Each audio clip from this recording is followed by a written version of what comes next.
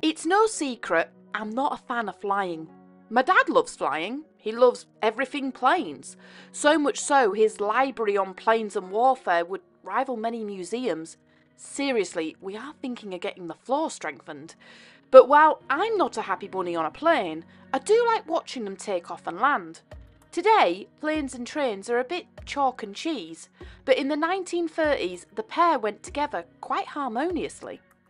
In 1928, the Big Four recognised that they needed a new approach to solve a big problem. The UK has over 6,000 islands, but only 189 of them are large enough to be inhabited. Now, some could easily be reached, but others were simply impossible by rail.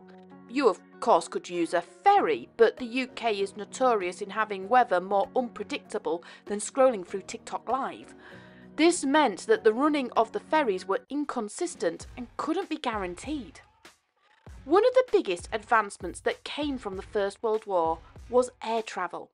The vast majority of passenger air travel was undertaken by airship, and the interwar years saw Germany, Britain and the United States build and operate its own brand of airships. The airships, though, still had limitations. They were slow compared to railways, they couldn't be flown in all weather, and were not ideal for the problem of island hopping. But thanks to advancements in the war, the plane was taking on a new life of its own, and what's more, it was now ready to take a small complement of 10 or so passengers. This new mode of transport had serious potential, so in a rare move, all of the Big Four got together and promoted a new air transport bill in 1928. The Act passed in 1929 and each railway got to work. The Southern Railway partnered with Imperial Airways, while the Great Western Railway put in plans to run air services from Plymouth to Torquay, Tynemouth to Cardiff, using aircraft loaned from Imperial Airways. One of the planes used was the DH-86 de Havilland 4-engine biplanes, capable of handling about 16 people. The planes could easily reach an average speed of about 140 miles an hour at over 1,000 feet, thanks to its quartet of 200 horsepower engines. While the Great Western was first of the Big Four to get planes in the air, it was the Southern Railway that led the way. Southern appointed a committee of directors with a sole view of creating a unified rail air service. They wanted the railway and the air service to run seamlessly with each other, and the other members of the Big Four began to take notice. In 1934, all four agreed this was a great idea, so the Railway Air Services was born. Each railway would look after a particular region, like they run the railways, and the Railway Air Service would pick up where the railways fell short. So this included islands such as the Isle of Man, the Isle of Wight, the islands in Scotland that were not normally accessible. The airline handled the logistics, including the planes, pilots, airfields and maintenance, with the railways providing all of the marketing, administration and ticketing. In short, all sides benefited from this partnership. The railways were able to reach new people that were never thought possible. The tickets the railways were offering were interchangeable, making passengers' journeys easier.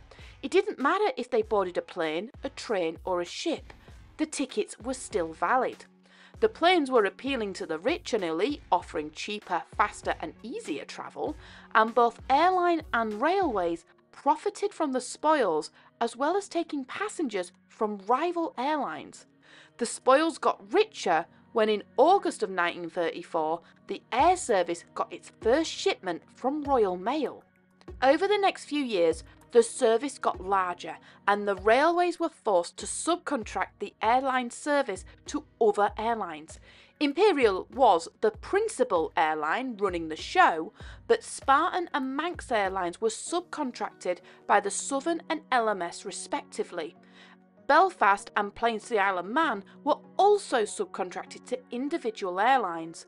The service serviced all major cities and was a huge hit. It made people more interconnected than ever before. But the Second World War was encroaching, and like the railways, when the war was declared, control of both rail and air was handed to the government. Almost overnight, the domestic air travel stopped. Planes that were used to taking passengers were grounded or outfitted for the war effort. In 1940, the only route open to priority passengers and mail was the Liverpool, Belfast and Glasgow route. After the war, it was hoped that the air service would be able to resume, but things were already in motion to move the Big Four into one railway. As the air service was already an arrangement between the Big Four, it would be assumed that the transition would be easy. So, the services resumed in early 1946.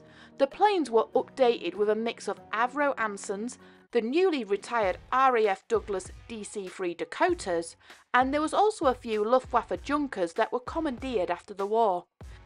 The DC-3s were a marked improvement on previous planes and were faster and more reliable. The people loved them and the pilots loved to fly them. In fact, a few DC-3s are on the runways in active service. Not a bad run for 8 decades. But in 1946, the government formed the British European Airways Corporation. This was a state-owned airline and would dominate all the air services in Britain and to Europe. The Railway Air Service had no choice.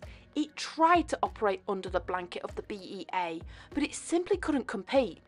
In less than 4 months from the start of the BEA service, the Rail Air Service ceased operations and all of its assets and routes were merged into the BEA. Although the Railway Air Service was wound up and only had a few years of active operation, there are still some relics from this air age.